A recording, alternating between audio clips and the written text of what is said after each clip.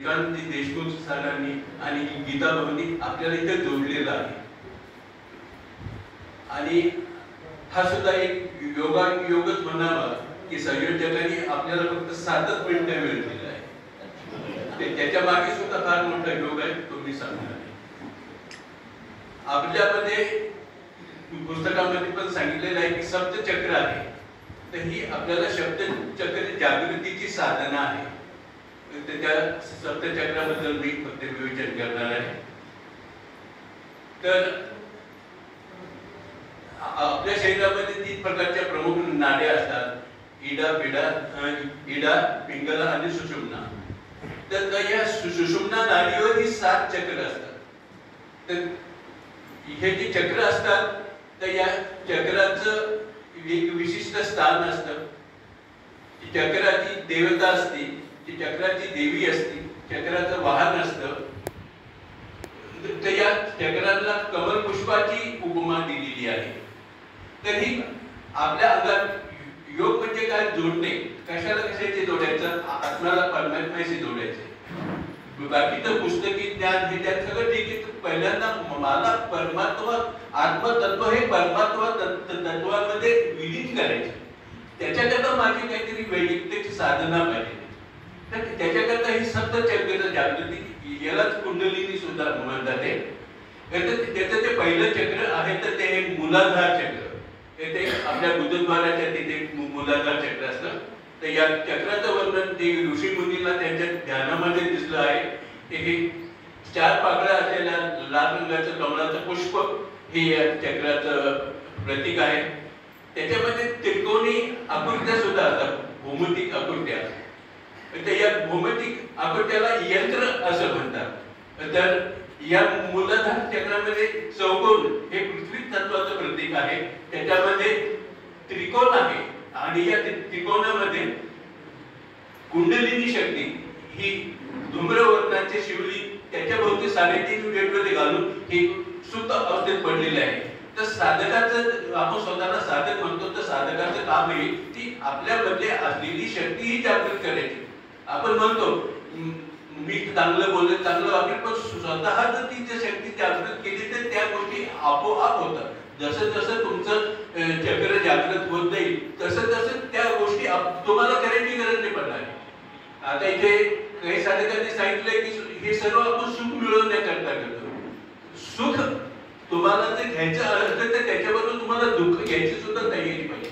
तर तुमचं जीवन आनंदी कसं राहील हे महत्वाचं आहे. आपल्याला सुखी नाही व्हायचं तर आनंदी व्हायचे. तर हे मूलाधार चक्र आहे. याची जी देवता आहे तर ती श्री गणेश आहे. जी शक्ती आहे देवी शक्ती. कारण शिव आणि पार्वती अर्धनारीश्वराचं तुम्ही चिन्ह पाहिलं असेल. तर या 2 शक्ती जागृत करायच्या आपल्याला आणि या योगाच्या माध्यमातून पुस्तकात सुद्धा या सप्तचक्राचं वर्णन आलेलं आहे.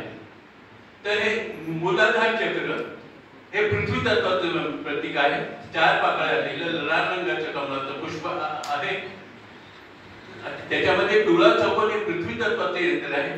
7 सोंडी असलेल्या गजराजांनी या पृथ्वी तत्वाला आधार दिलेला आहे आणि प्रत्येक चक्राचा एक बीजमंत्र असतो. तर लम हा त्याचा बीजमंत्र आहे.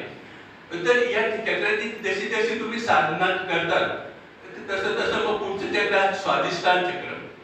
स्वाधिष्ठान हे चक्र 6 पाकळ्या असलेलं कमळाचं पुष्प आहे.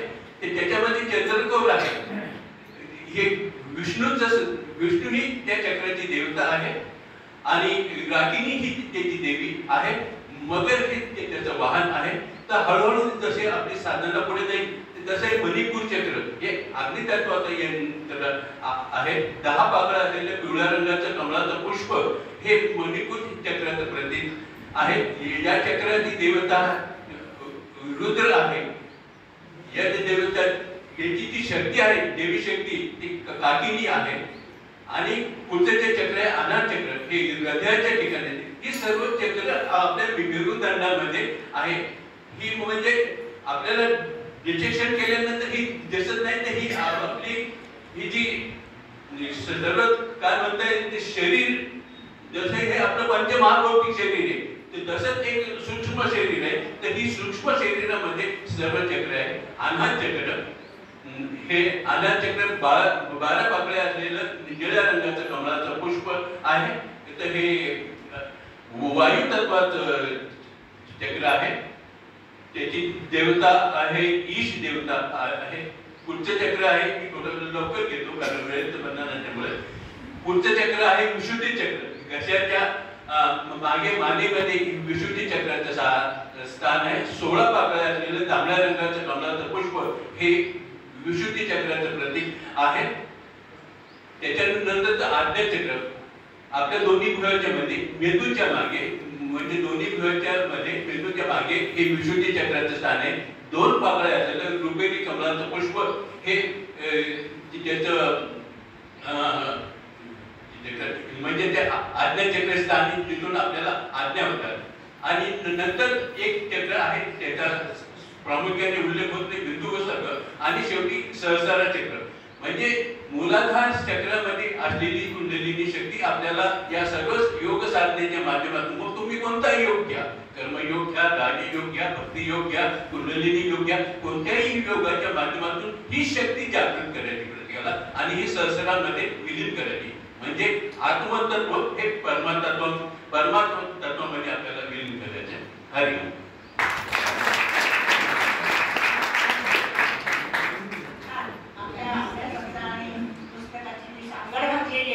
अतिशय उत्कृष्ट आणि पिंडी ते ब्रह्मांडी म्हणतो तसं पंचमहाभूतांचा आपल्या शरीरात असलेला वास तो जागृत करणं आणि आपल्या अहंकारातून धर्म अर्थ काम मोक्ष या स्थित्यांतरामध्ये पोहोचणं हे पुस्तकाचं मूळ तत्व यातून मांडलं.